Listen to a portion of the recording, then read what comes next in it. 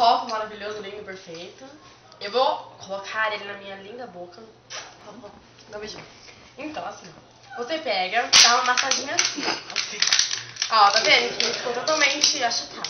Aí você vai dobrar ele, assim, ó. Aí você vai pegar, você dobra ele aqui, dobra mais uma vez. Mas pode ver que ele tá um tamanho totalmente menor, compreende, né? Aí você pega assim, ó. Ó, vou falar.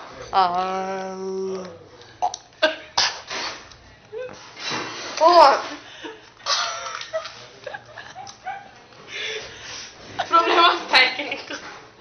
Continua. Ó, ele pode respirar.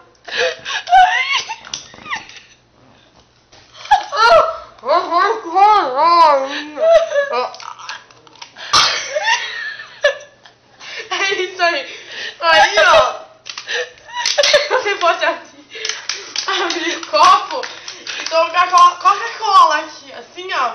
Aí você pega, tipo, você bebe a Coca-Cola, compreendentemente. Eu não sei como fala, mas você bebe normal, sem custar muito. A sua amiga. Reserva. Tá bom, chega, pelo amor de Deus. Aí, ó.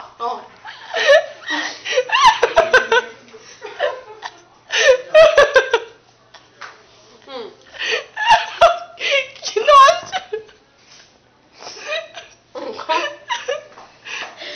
Entendeu? Entenderam? É um copo suficiente.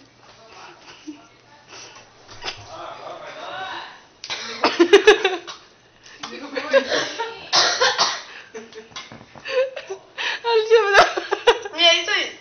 Esse copo vai ser da plateia, aqui a plateia.